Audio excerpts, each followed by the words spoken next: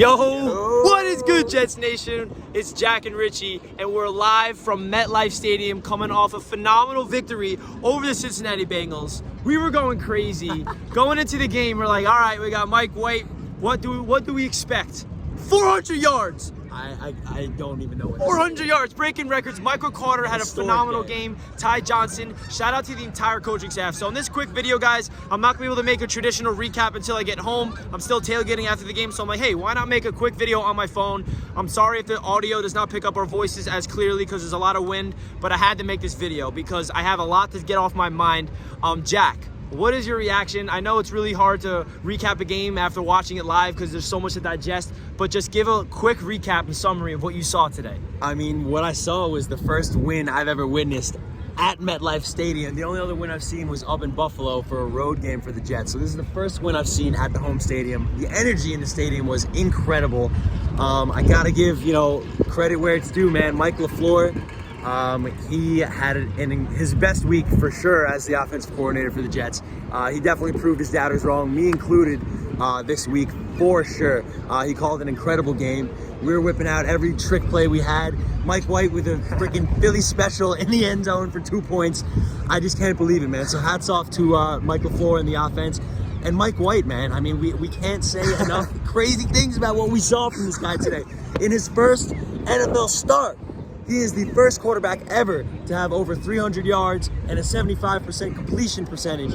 And he's also has the most passes completed in the first start for a quarterback ever. And one of only quarterbacks since 1950, besides Cam Newton, to throw for over 400 yards. The guy got to in your first start. So the records are just ridiculous about Mike White. One of my biggest takeaways, who deserves a lot of credit in this game, is Robert Saleh, because he was the head coach of this team. He's been dealing with adversity. A lot of people want to look at Robert Saleh and like, hey, let's see you rally the guys. Let's see you execute a really good game plan and get your players to go out there and play for all 4 quarters. That's exactly what we saw. The defense was playing all over the place, and for them to have that style of game plan, and you also, and I'm going to break this down in future videos, so I'm not going to get too deep into it, but all season long, we're like, why is Mike White our backup? We do not trust him. He is not a veteran. If Zach Wilson goes down, Mike White is going to be a nightmare. Well, hey, the coaching staff looks like they were right because they believed in Mike White. They said, we have confidence in this man to be our backup quarterback, and if Zach Wilson has to go down, Mike White will fill in. I know that they traded for Joe Flacco. That was well needed. We need a veteran in the building, but we're not going to talk about that right now. But the coaching staff deserves credit for believing in Mike White, giving him a phenomenal play design, the phenomenal execution from the running backs, and I think this offense was ran through the running backs. Michael Carter and Ty Johnson both popped off, touchdown apiece. Michael Carter had 97 or something receiving yards, 77 freaking rushing yards. That's well over 150 line of scrimmage yards, and he had 9 receptions. So Michael Carter looked like an absolute stud. And shout out to Bryce Hall. He went up against Jamar Chase all game, and also Brandon Echols. They really did a great job locking him down. He got in the end zone, but Jamar Chase finished with 3 receptions, 30 yards, had 9 targets, and a touchdown.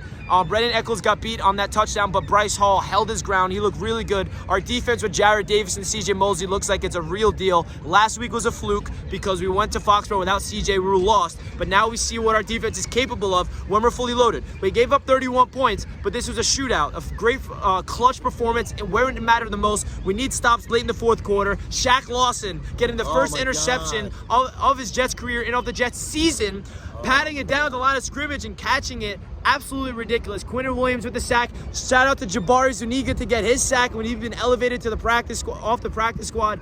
Oh my God, there's so much to really digest from this game, but I want to make a quick video from the parking lot of MetLife Stadium before I make a real recap when I get home. You know we'll be live tomorrow to break down this game and talk to you guys in the chat. Please comment down below your thoughts of the game. Hit that like button if you guys enjoyed. Let's go Jets. Shout out to Jets fans, baby. Best fans in the world, and we proved it today, showing up for this team against the first team in the conference, first-ranked team in the conference. And what do? We bring the energy, we bring the noise, and we get the dub. I was bear hugging complete strangers, leading Jets chants on the escalator back down to the parking lot after the game. Let's go. This is what we needed, man. Ready? Let's finish off the video. Jets, Jets, Jets. Whoa, let's go, baby.